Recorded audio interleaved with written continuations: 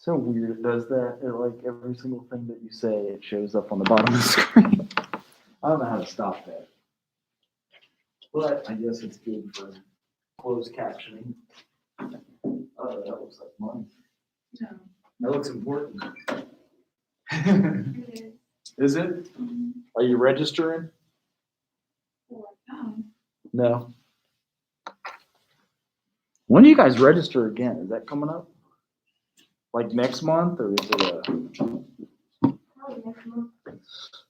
It seems like it never ends, does it? Like you get done with the semester and. All right. I wanted to start us off with a video.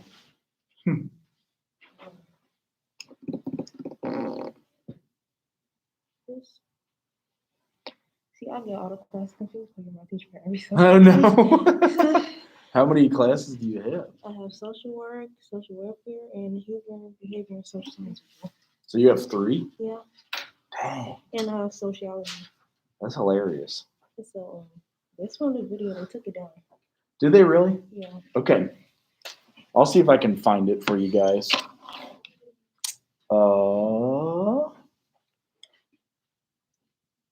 We'll do that one ahead of time. Jeez, where is that? I'm afraid if I click on something, I want to lose it because it looks like. Let's see here. Where is the end of it? That's so weird. I know what I'm going to do. I did this last time. So get out of the full screen mode. Guest, using a stolen key and an inside tip, entered the walls of the Willowbrook School for the Developmentally Disabled on Staten Island. What he captured was... All right, not yet. So there should be a lot. Actually, if you search that, which is what I'm going to do, there's a lot of still face experiments. And it just shows how, as kind of backup, that the baby knows. We think a baby's really young and isn't paying attention and stuff like that. But these babies know when you are ignoring them. So here we go. It's only 2 minutes long, but here's the one with the whippet that they did it with also dads. And it was just for our evidence showing that the baby like pays attention to you. And I may have shown this to you guys and something else too, but it's just big on developmental history. So here we go.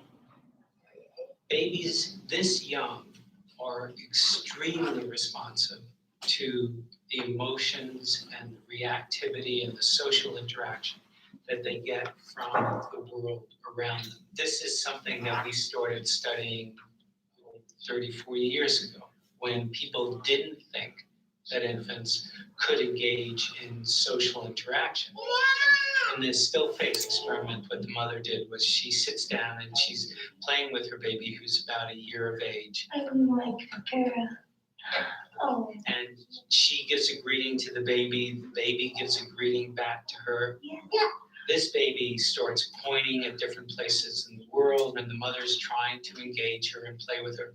They're working to coordinate their emotions and their intentions, what they want to do in the world. And that's really what the baby is used to.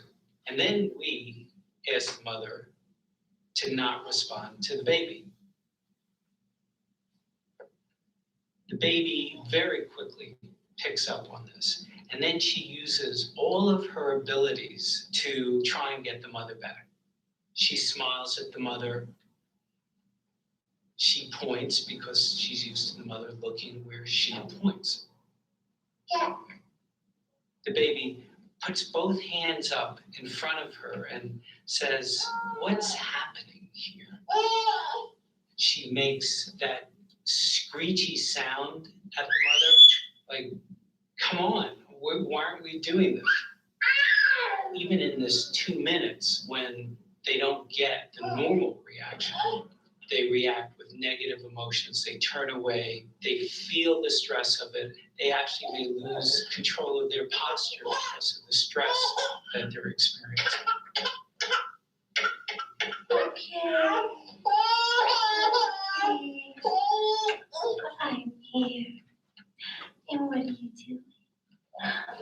yes. Oh, with the hair. It's a little like the good, the bad, and the ugly. The good is that normal stuff that goes on that we all do with our kids. The bad is when something bad happens, but the infant can overcome it. After all, when you stop the still face, the mother and the baby start to play again.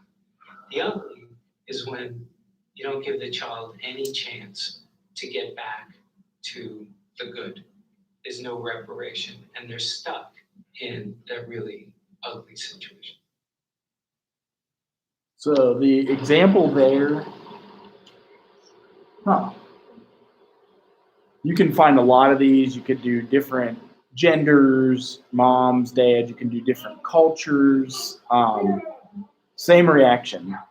So the point of it being, more recently with an opioid epidemic or distractions like this, and the baby knows when you're distracted, the baby needs that face-to-face interaction. Like for brain development, they need to like, you talk to them, you like pass things back and forth to them. And they know, yeah, like my wife's on the phone, the baby freaks out. It's kind of like, she gets annoyed by it. And like you said, it's recoverable. She goes back, talks to the baby, plays with it. But if it was an opioid overdose, like a heroin overdose or something where you're just like, mom's nodded out for 2 hours because she shot up too much heroin or took pain pills, the baby doesn't have that recovery. So like, as they show, the cortisol in the brain spikes, the baby gets more pissed off, and it's stress, emotions, and it messes with brain development. So I've never seen this one. It looks like it's in high definition, so it must be a new.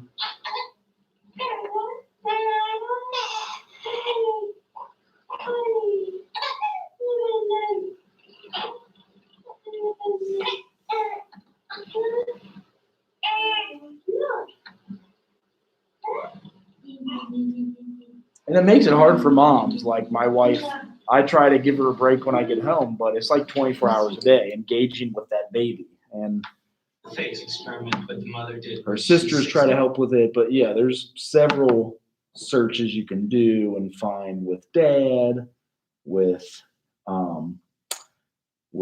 different folks. And it's just kind of getting back to the developmental processes.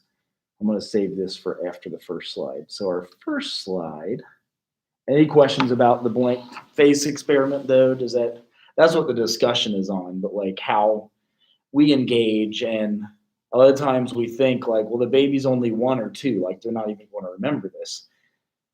And what they're finding in research is that like babies learn so much in those first 2 years. Like you can like set mom and dad and everybody apart. With the way you engage with your baby, with the different toys you even give them, with the different interactions, and can also give, a lot of challenges if they're stressed all the time, or if there is alcoholism in the household, or an overdose and someone passes out, the baby's sitting there crying and nobody can engage with it. So they're finding a lot of adverse effects from the research. Similarly, in the past, people with developmental disabilities, we were talking about autism, about 50 years ago, so really for a long time, they would just lock these folks up. So it says here, parents were encouraged to institutionalize babies with a developmental delay. The problem here being that they started noticing a lot of issues coming with locking people up with a developmental delay. And sometimes it made the behaviors worse.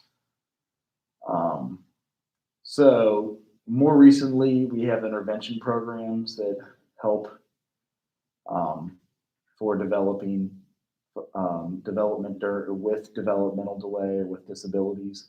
And most communities now provide infant stimulation or early intervention programs. So parents are taught exercises and activities to do with a child at home to enhance their brain development, strengthening baby's muscles, enriches interaction with environment, enhances cognitive, physical development. So they say that you give them tummy time, like you lay them on their stomach. That's how they learn how to push themselves up. 'Cause they don't have these muscles, like when they're first born, all they can really do is like turn their head, and then eventually they can do that. Then they sit up, which is where my daughter's at now at like 7 months. She's starting to be able to roll instead of crawling. She like rolls all the way across the damn room. Like it's kind of funny. And then she can push herself backwards. So pretty soon, I think she's going to be able to crawl. So they have to learn all these muscles. And they say you should learn to crawl before you walk. It's something about the timing of crawling that does the left, right, and the brain. So I wanted to get into this video here about the institutions that they used to put the kids into. So let's see. There's a story so shocking, it changed the face of mental health as we know it. Let's take a look. The doctor had warned me that it would be bad. It was horrible. There was one attendant for perhaps 50 severely and profoundly retarded children. Lying on the floor, naked and smeared with their own feces, they were making a pitiful sound, a kind of mournful wail that it's impossible for me to forget. This is what it looked like. This is what it sounded like. But how can I tell you about the way it smelled? It smelled of filth, it smelled of disease, and it smelled of death. We returned without the knowledge of the school administration and through a back door. It was the first day all over again. For these people, life is just 1 hour after another. I'm looking at the floor, and every child can be trained, these kids.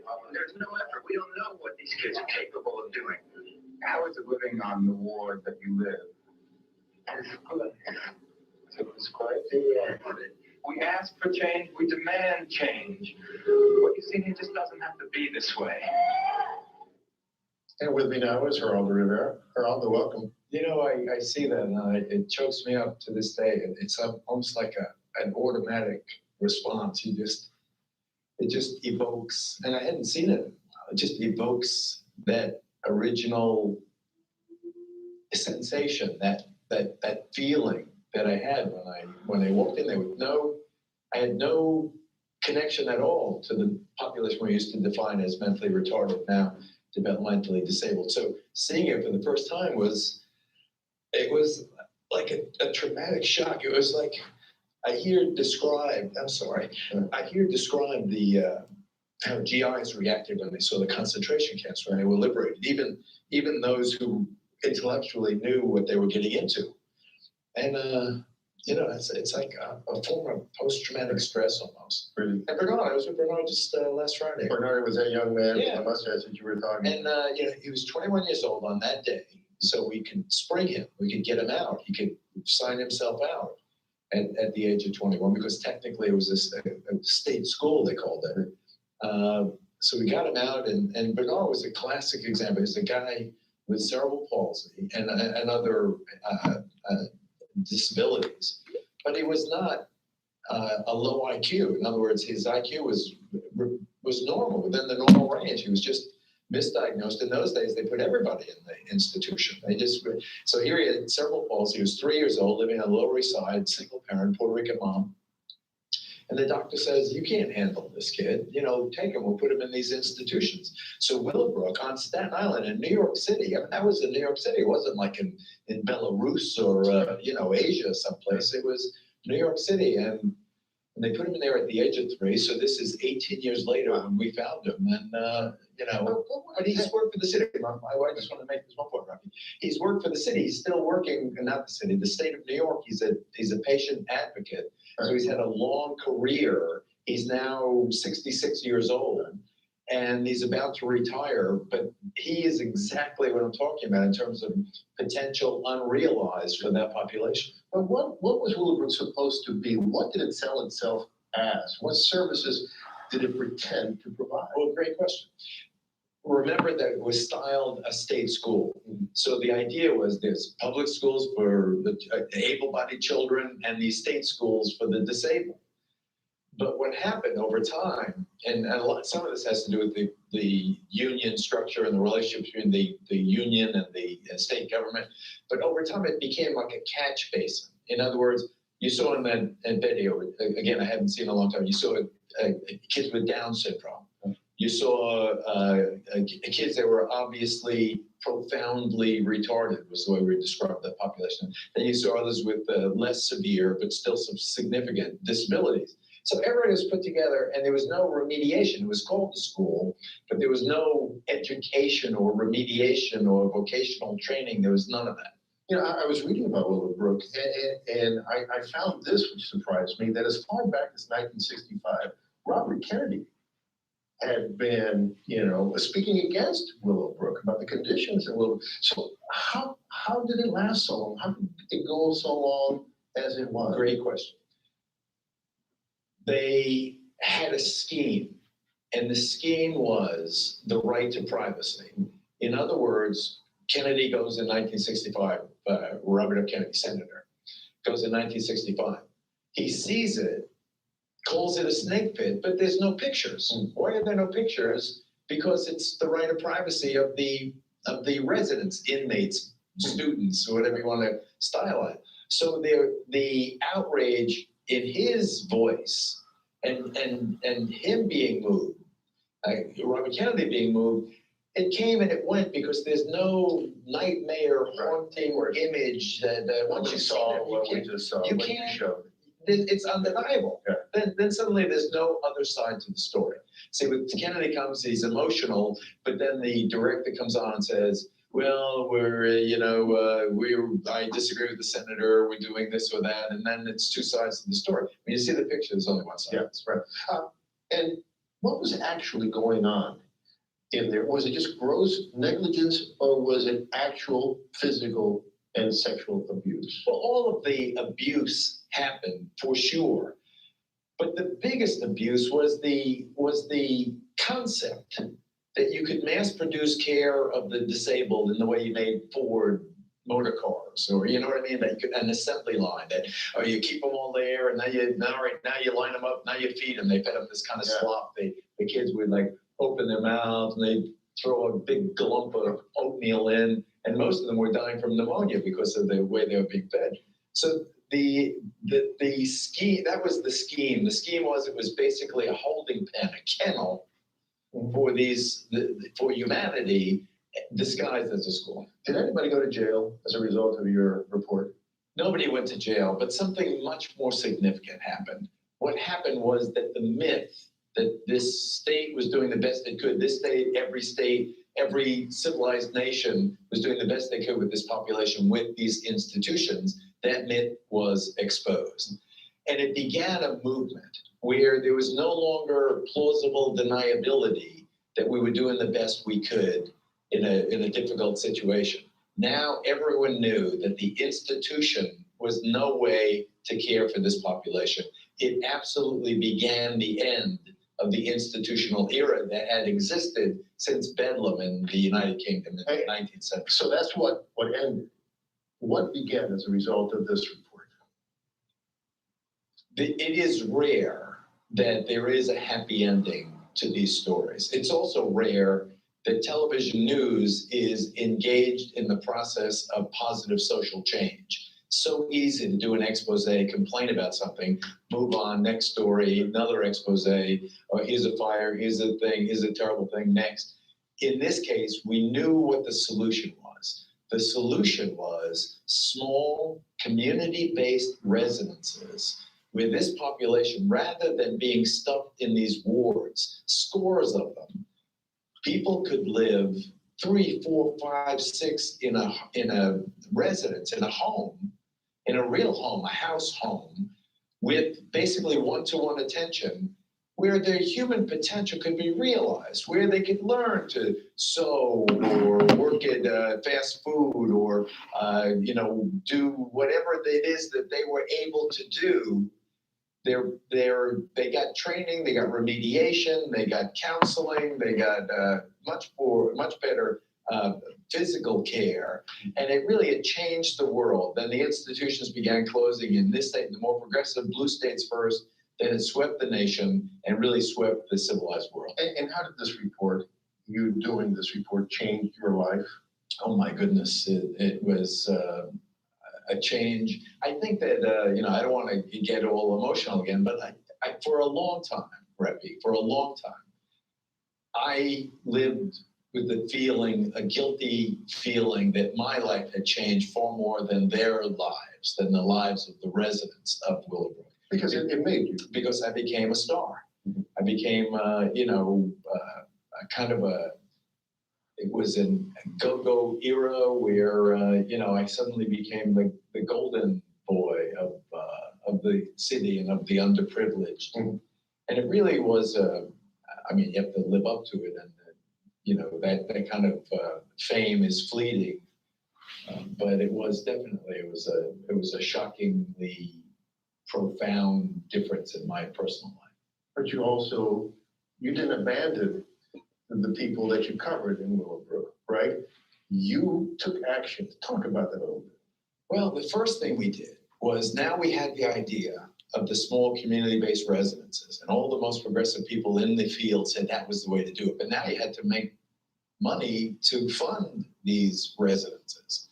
So that became my cause. That became my crusade to fund these homes, the one-to-one type homes where the population could thrive in a way. So first, I was friends with John Lennon and Yoko at the time. John's 75th birthday just being recognized now. I mean, imagine he's been dead 35 years. It's such a sin. He's a dear friend, and they did John's last concert of his life was the 2 one-to-one concerts at Madison Square Garden that made hundreds of thousands of dollars. And then we started with telethons, and then I did the Wall Street boxing matches where I would fight whoever their designated champion was, and that was in Madison Square Garden also. And we just did, it's a cause that I am intimately involved in to this very day. I just did Celebrity Apprentice, and all the money I made went to this cause. In this case, the agency was Life's Work. There are others that I'm involved in. They've Life's Work, Queens, New York, Nassau County based, organization of parents. They opened more than 40 of these homes. There are scores of them in New York State, in New Jersey, in Connecticut, all over the country. And, I believe that it is the greatest contribution I've ever made in my 45 years of public life. I'm very proud of it, and it's something I'll go to the grave. I'm engaged now in the College of Staten Island, which was built on the grounds of Willowbrook. And they tell me they want to name the School of Social Work after me, and I want to be buried there also. So, it's something that it was the beginning in one way, and let it end that way. Earl. Okay, so the slide that we had seen, it mentions, and I'm not going to get this to work on me, I don't think. Is it back on this side? In the past, what we did was put folks with developmental disability into those homes, and it wasn't working because that same idea of our brain development from age 1, 2, 3, and 4, however much we would want to judge it. If you have sometimes, if you see somebody who has cerebral palsy, they may actually be unable to speak, but they also might have 135 IQ. So if they got like a speaking system, they can dialogue with you, and some of them. So this brain development, going back to the still face experiment, but giving a still face to a child that needs that interactivity. Same with anyone diagnosed with mental retardation or developmental delay. And Geraldo Rivera is not a social worker, but he's created now places that do social work for people that have developmental disabilities, and that's a large amount of the social work jobs nowadays. Actually, that's stuff that you can do before you complete your licensure here and move up the ranks. And it's kind of close to my heart, as it was my first job. First as a volunteer from like 14 to 19, I volunteered at Stepping Stone Center. It was like a day camp, and we'd take anyone on like a little fishing boat if they could, swimming, just like the day camp activities. And then as a brand new graduate of the social work school, I also went back and worked with kids that had autism. So using the licensure, again, engaging that brain activity. He mentioned the guy he saw in 1972 is going to retire with a New York pension. Like he's worked from 21 to 66, which is like 45 years. And he had cerebral palsy. So he may have had difficulty speaking, sometimes difficulty walking or things of that nature, but their IQ and everything is totally there. So that intervention, and it shows why keeping up to date on social work interventions is so important, because it changes. Things change, as we learn more about different situations and the way different things affect our brain and affect our development. And that starts at birth. So we're kind of finishing up this chapter of early childhood. Some of the hazards as a kid. So you could have an injury from accidents. That could even be a brain injury. Kids have illness susceptibility. SIDS is one we covered, that this area in the Midwest, we have the worst sudden infant death syndrome percentage. So SIDS around here, we've done a campaign to get it better in Cincinnati. So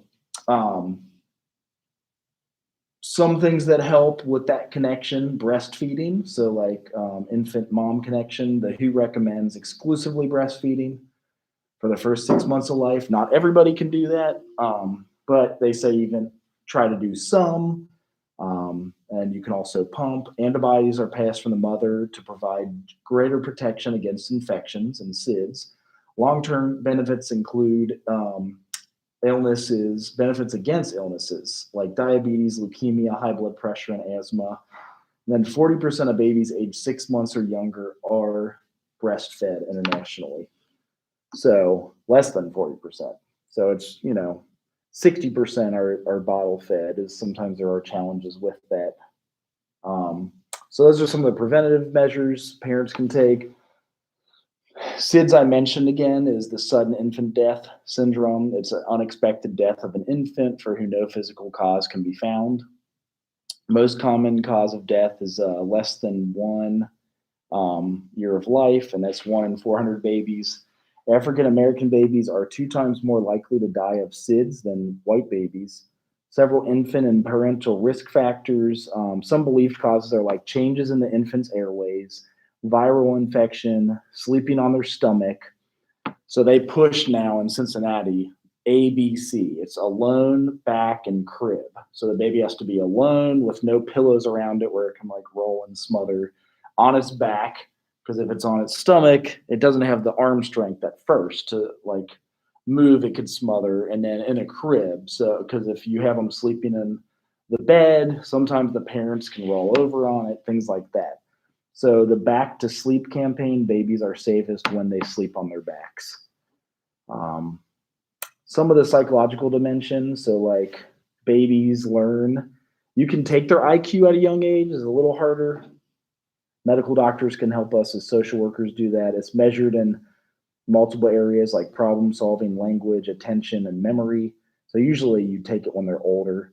But information processing, you see it at 2, 3, and 4. They take a lot of IQ tests. Children increase cognitive development through learning. Actually, they say every year you're in college, your IQ will go up by 1 point. So the average IQ is 100. And every year we're in college, I guess it goes up, which is interesting. What else are we cruising through? Cognitive development. So problem solving, the baby manipulating objects to achieve a specific goal. So at 1 month, they follow a face, like they'll see mom or dad and they'll follow you around the room. At 5, they turn its head to look for a dropped spoon. They'll like look real crazy. It's kind of funny. At 7 months, they find a partially hidden object. At 10 months, they can uncover a toy under a cloth.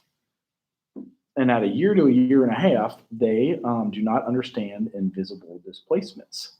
So that's why you could play peekaboo with them. You can be like, go just behind a pole, like peekaboo, and they start cracking up. Like, that is the funniest damn thing I've ever seen. They think you're like bilocating and disappearing. That goes away at about 2 years, though. And they have full object permanence. They can hold an image, a person in their mind, and they know where the cookies are kept. One funny story is, well, we're having a baby in May. It'll be a year younger than our first baby. And I have a brother who's kind of like that. I was born about a year and a half ahead of him. My mom said I knew at the age of 2 when she was breastfeeding on the couch, she couldn't move. So I'd push a chair all the way across the floor, climb up on the cabinets and get the cookies out and then like eat them in front of her, like showing off, like, what's up? You guys got breast milk and I got cookies. So like you can, kids can start learning things quick at 2 and 3 and 4. How does this cognitive learning occur? So Piaget says in the first 2 years, they're in the sensory motor stage. So this is some of the stuff that, some of the theories we go over. Piaget is a big theorist. And it says through circular reactions, they develop from random reflexes to intentional goal-directed behaviors. So how do we assess that learning, how babies process information? Observe how long an infant will look at or fixate on something interesting and not be distracted. That's one way that they will check it. Also habituation, so if they become uninterested in a stimulus and respond to it after it is repeatedly presented to them. And then dishabituation is their increased responsiveness after a change in the stimulus. So what that means is babies pay more attention to the stimuli they haven't seen before. So we notice that with ours, even just like sounds, like you open up a different bag of chips and she hears the crumble and she's like looking at it, like she wants to crumble the bag. Things they have control over and events they didn't expect to happen. The implications are those who habituate faster may be brighter at age 12. So that's what some of the research is showing. Also, 6 to 7 month old infants display categorization and perhaps have an innate sense of how the world works. So they're starting to get that at about 7 months. Language, this is a big one because it's hard to see it move through, but representation of thoughts and ideas, usually culturally agreed upon, arbitrary signals for exchange of ideas. So basically the baby cries when it's first born. That's all it knows how to do. It's hungry, it cries. It's tired, it cries. It poops its pants, it cries because it starts hurting, sitting in poop. Pees itself even, it cries, as it can give you diaper rash. Uncomfortable, it cries, So they become expressive, what they say, receptive, ability to understand, assessed through response to a request. And this takes several months. Then the ability to learn is innate, but environmental exposure is essential. So they like watch and learn from you, like even as their uncles, cousins, nephews, and nieces or whatever. Interventions for lower socioeconomic kids include videos and reading. How should we communicate to babies is one of the questions. What do you guys think how we should communicate to babies? What's like some ideas of communicating?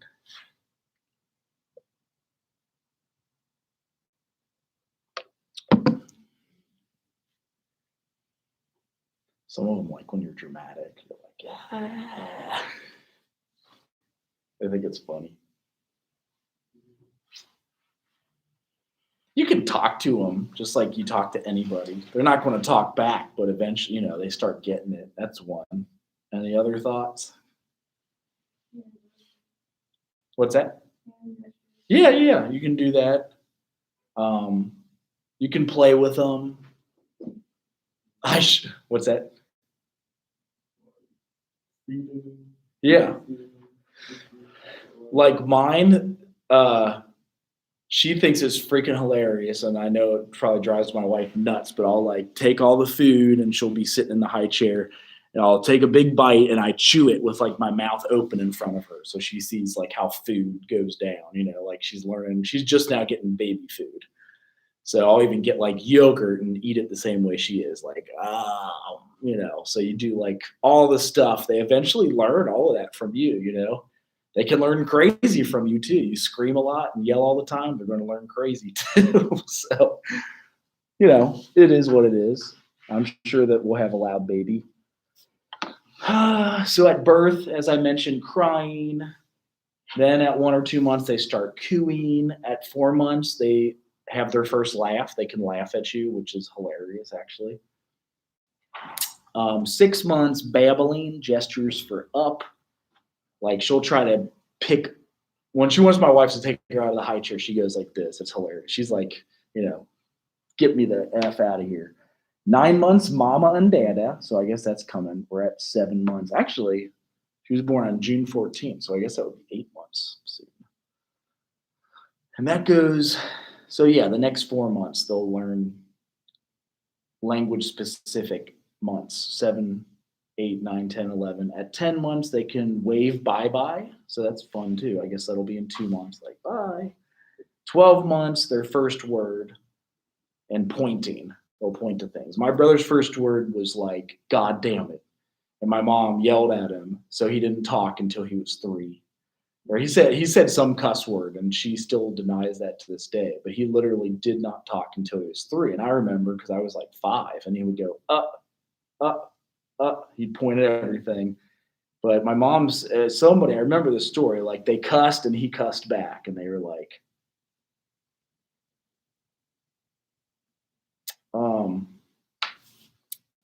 so then cognitive development. This is a big chapter. So the language milestones at 15, they can shake their head no, and I think they use it a lot all the way through the age of 2. They're always like, no, no, no, no, no. They can use 3 to 5 words. Holophrasic speech, like one word means a whole sentence. Like they'll see a cat, and they'll be like, dog. And you're like, no, but we get it. They'll call every furry animal a dog. We have cats, so maybe ours will call every furry animal a cat. Well, here it is. Overextension. I'm jumping ahead. One word, dog, means an entire category, which is animals. At 18 to 24 months, they have pronouns like me, and they have a vocab of 50 words. And then they'll start getting telegraphic speech. And that's combining 2 words like phrases, noun plus verb, such as more drink or more food. Some red flags here. If the baby isn't learning, at 6 months, they're not turning to a sound or a voice. That could be like hearing issues or whatever. At 9 months, lack of babbling, consonant sounds. And at 24 months, failure to use single words. So maybe my mom was worried about my brother because he did not say anything until he was like 3 years old. Any questions about this? You guys, I always ask, you have nieces or nephews or young kids in your family, you can see some of this. It's crazy how much they pick up, like how fast they learn. It's just like, whoa. So, okay.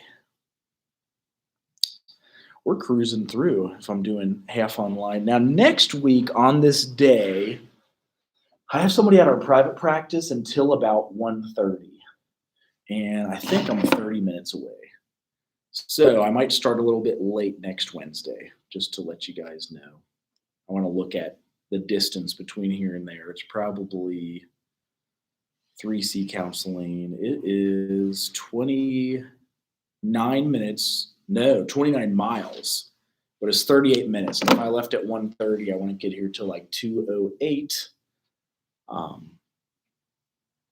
And park my car and walk halfway across campus. So it could be a little bit, it might just be like a check-in day for questions and answers about anything, which we can do now. Do you guys have questions about any of the assignments at this point in time?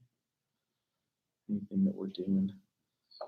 I kind of run, if you've had me before, I know a lot of you had, but I run the classes similar. There's usually 3 or 4 major assignments. With half of it online, we've got discussion boards, and you reply to that.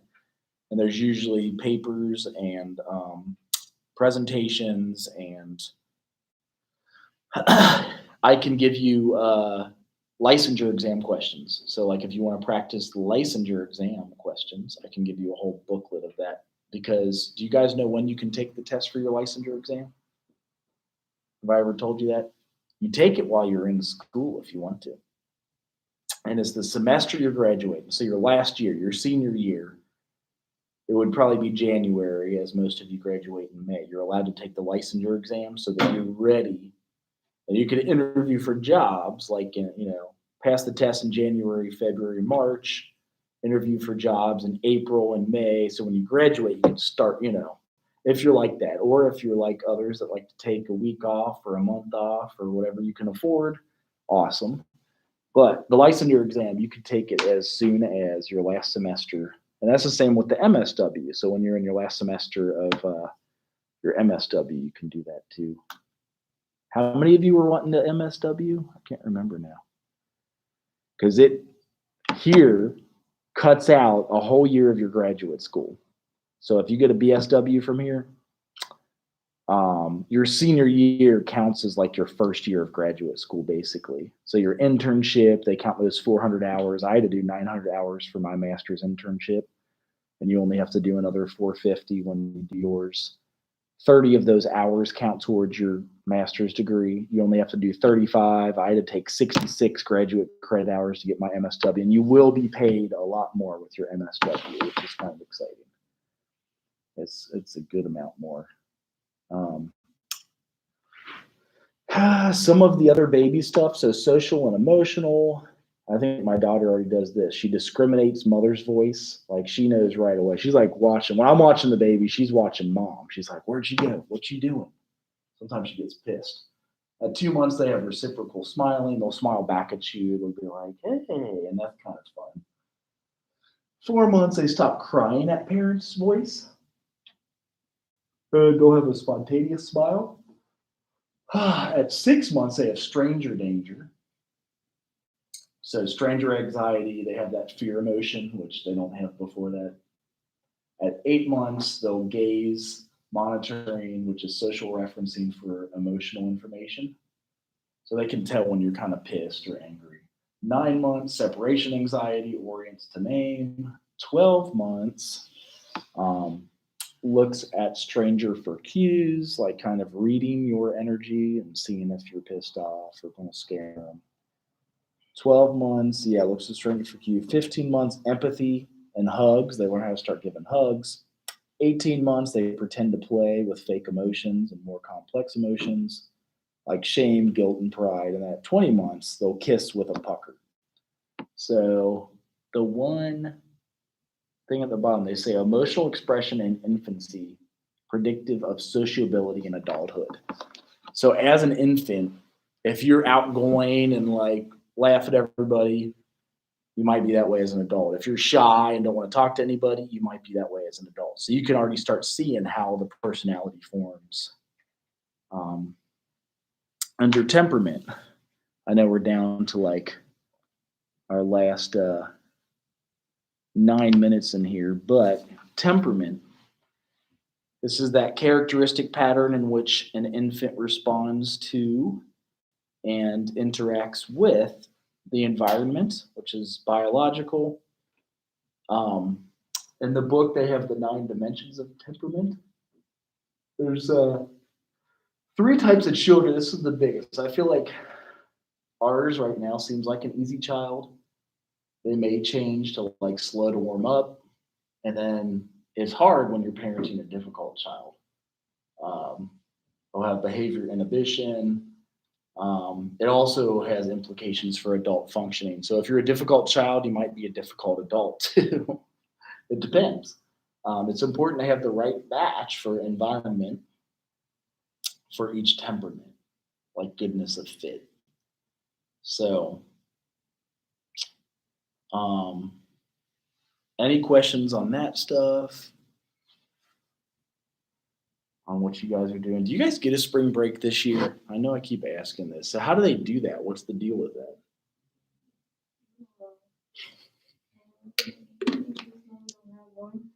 Like, I guess you could go home for Easter because it's on the weekend, but then you come back. Maybe that's it. I don't know.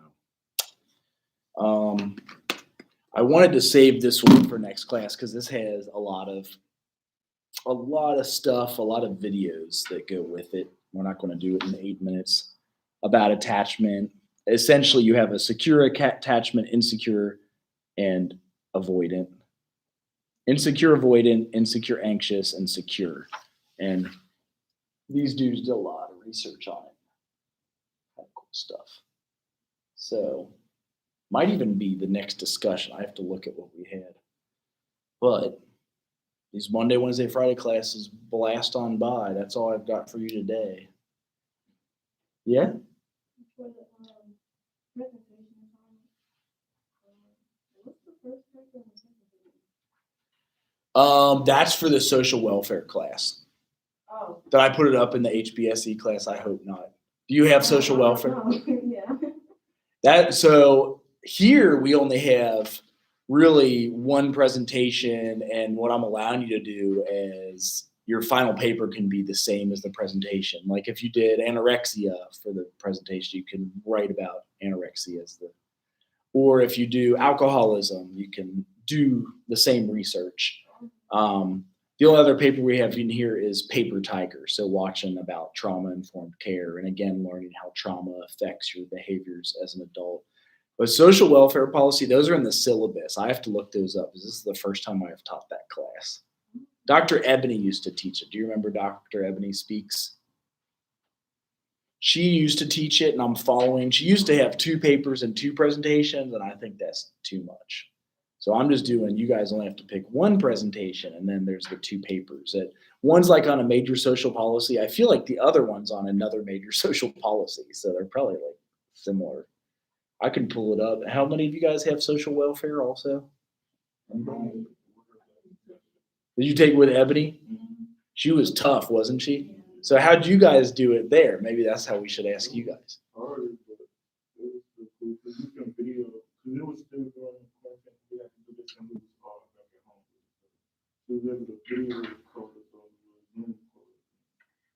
So a video presentation? What was your presentation on?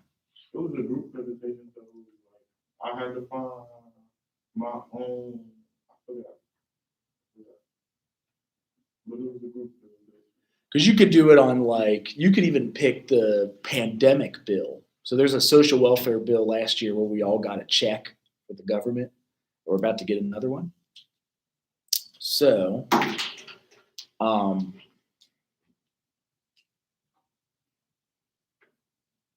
but the paper in the syllabus gives like 20 policies you can write about.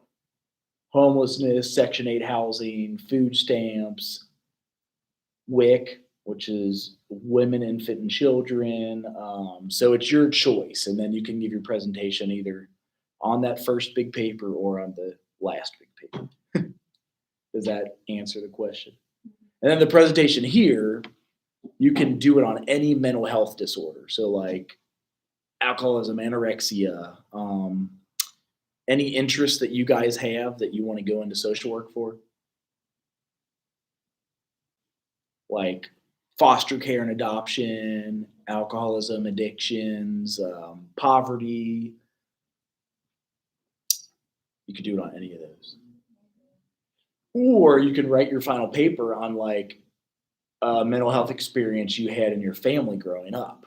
So that's also directly from the syllabus. So it's up to you. If you like use your genogram and eco-map and write your paper based off of that, that's okay. Trying to see what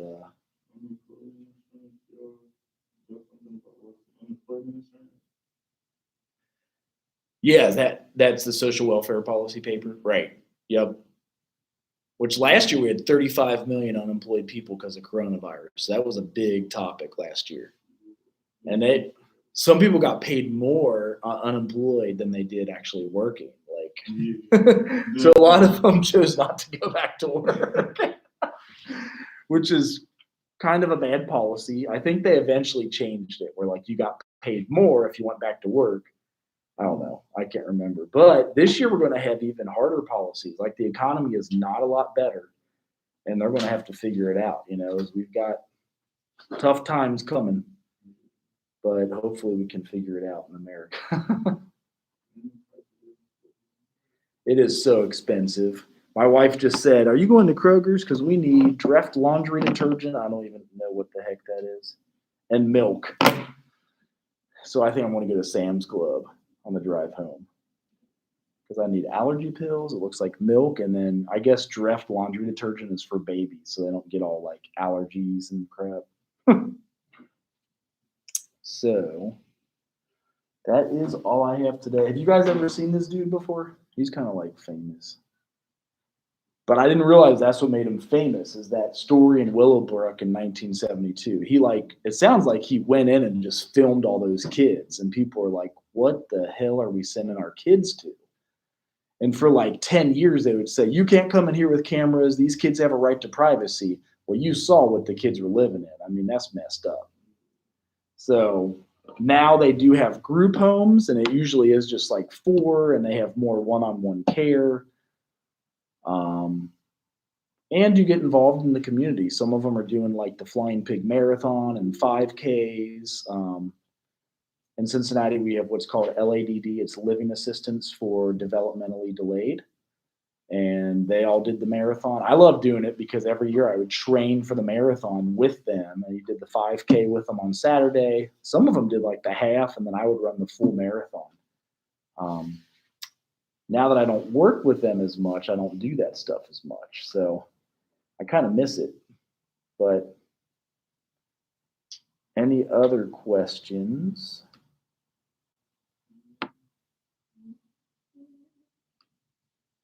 That's always fun. I'll find that for you real quick.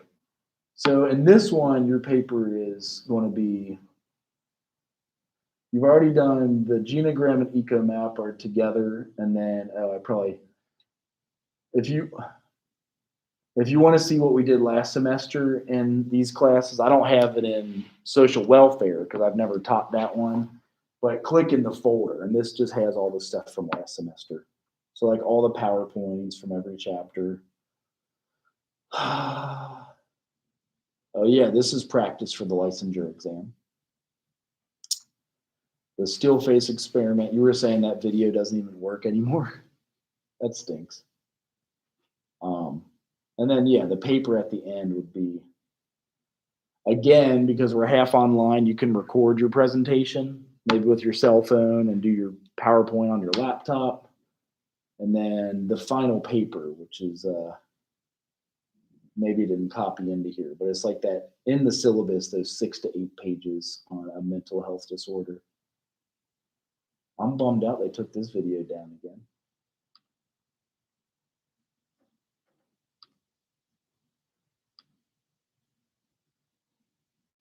But hopefully, did what you saw at the beginning of class help explain it? Okay. Uh-oh. It probably was, YouTube's getting real hard on like copyright and stuff, and they're taking down all kinds of stuff. In fact, they may take my videos down for class if I show Geraldo Rivera, but I have to, I think, say in here that was for educational purposes only. It's fair use. And so now that I said it's fair use, have you guys seen them take any videos down yet? I don't even know. I don't think they have, but they do, which is kind of crappy. Oh, it's 2:50. I got to hit end.